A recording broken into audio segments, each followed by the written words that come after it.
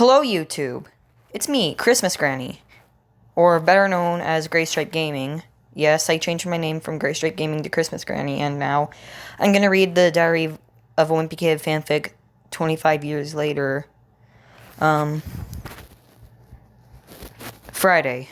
Well, haven't written this thing in years.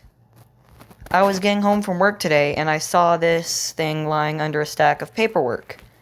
I guess I used to like writing in it when I was a kid, so I figured I'd give it another try. Jesus, there's a lot of catching up to do. Where to start? Riley's gone. No, not dead or anything. He just moved away. He's lived in Boston for 7 years now, I think. I don't even remember anymore. Damn. Haven't spoken to him at all since he left. I still don't really want to talk about it. I work a good job, I guess. Me and Bryce Anderson work at this office downtown. I mean, it's not like I enjoy it, but it pays the bills. Am I happy? I'm not sure. Roderick still lives in Plainville, like me, but not Manny. He decided he was too good for us and went to New York in his 20s. The rest of the family still hasn't forgiven him.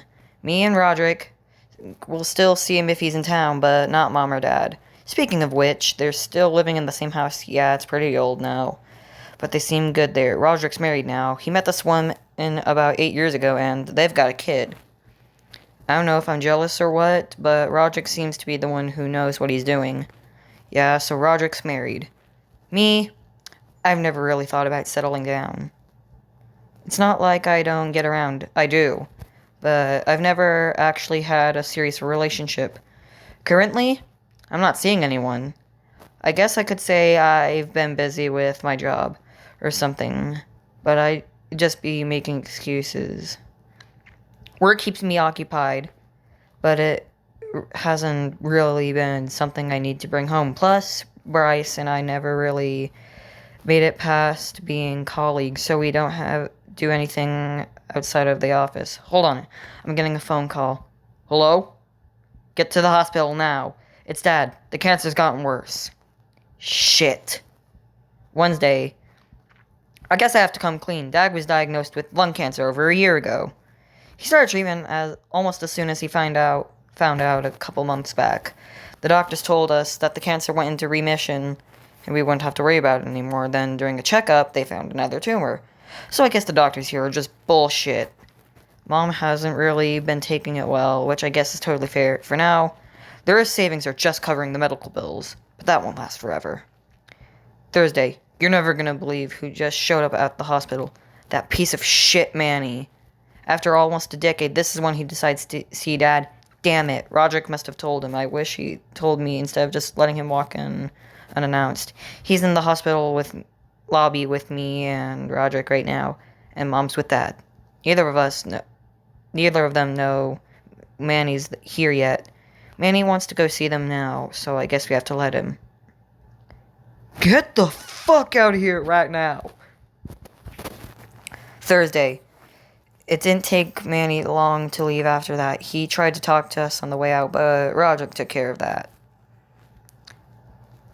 I'm home right now, trying to think all this through. For the first time in a long while, I'm genuinely scared, not just for Dad, but for myself. This is never what I thought my life would be like when I was a kid. Why couldn't I have that life? Is there something wrong with me? I need someone I can talk to about it. I don't think Mom and Dad have truly understood me, so not them. Roderick maybe, but I'm not gonna lie. Him and his perfect life kinda intimidate me. Sure as hell not Manny. There's only one person I can think of who I want to talk to right now.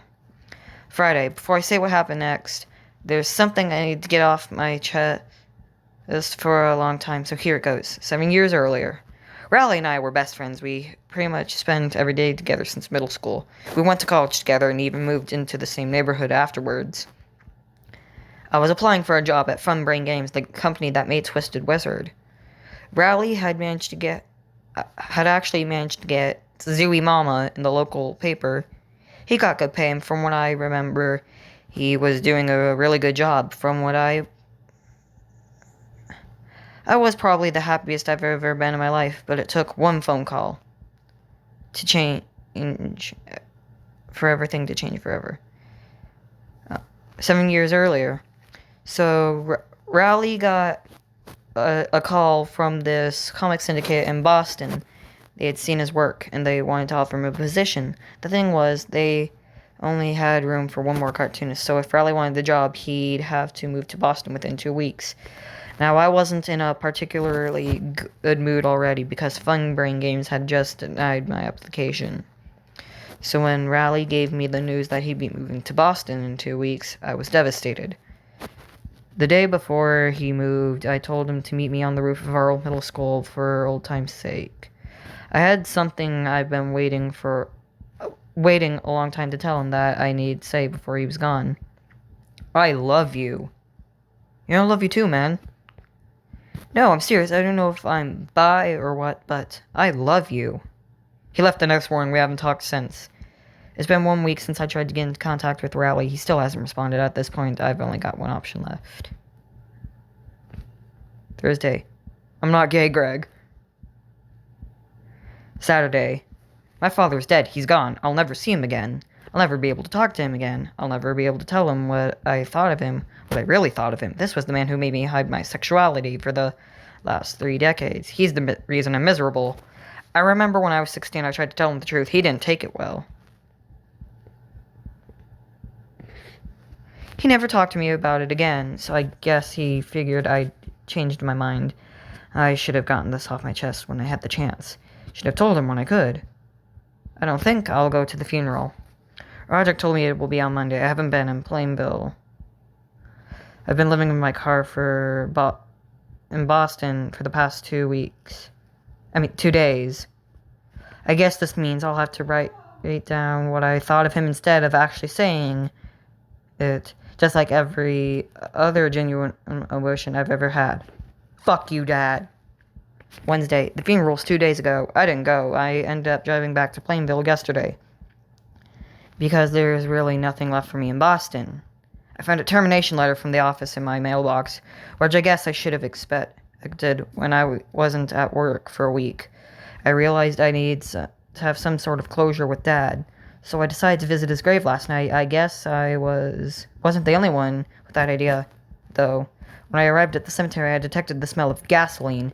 It suddenly made sense when I saw Manny standing at Dad's grave with a lit match. I don't know what I wanted to do there last night, but it sure as hell wasn't that. I feel sick. Thursday. I couldn't deal with this by myself anymore. I needed someone to help me. It was only a matter of time before I became Manny, and after what I saw he was capable of the graveyard, I couldn't let that happen.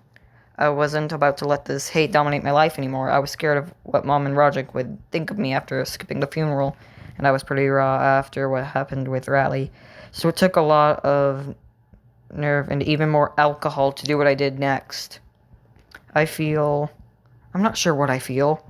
What Bryce and I did this night isn't something I've ever done with another man. Like I said before, I've never been able to move on from Rowley, but I think I just did. I think I'm happy. It's been so long, I don't even remember what that feels like. Friday. I guess you could say he didn't start out too well. And Bryce about my job. Is that what this is about? Jesus Christ, Greg. You can't do this to people. Get out. The worst part is, he wasn't even wrong. I've done this my whole life. I've manipulated and lied into getting my way. I guess I am no better than Manny or Dad. I figured I'd cut my losses and go home, but I guess I can't even do that because all I found when I arrived was a locked door and an eviction notice. I should probably explain this a bit better. I never had much money saved to begin with, but when Dad got cancer, I ended up chipping in on his medical bill, and my paycheck just barely covered the rent. As soon as I got fired, there wasn't enough cash left. I'm still not ready to see Mom or Roderick, so I guess I'll take my chances on the streets. Friday. I'm not sure how to say this, but I spent the night at the Plainville homeless shelter. That's not even the craziest part. Fregley was there. I guess I had let my guard down because I ended up talking to him and even telling him what I've been going through. Look, Greg, my dad wasn't around a lot. I don't know if you knew that, but when he was pretty bad. He hit me. He hit my mom.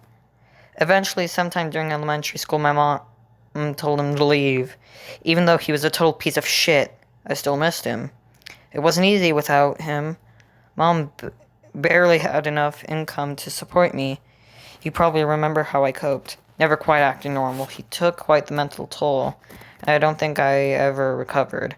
It's not like we could afford therapy. I knew we weren't really friends, and I don't blame you for that. I've always had my mom, though.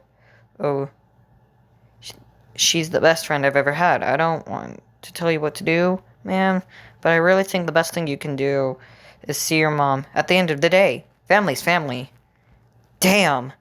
Who'd have thought the best advice I've ever been given would be from Fregley. Saturday. Well, after what Fregley said, I decided it was time to see Mom. I wasn't sure how I felt when I knocked on the door of my childhood home. But the moment the door opened, I broke. Neither of us said a word. For what seemed like a lifetime, we stood there, motionless. Then it all spilled out. All of our pain took the form of a million teardrops streaming down our faces.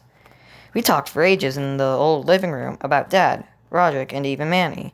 We agreed it would be best if I stayed there until I got my shit together.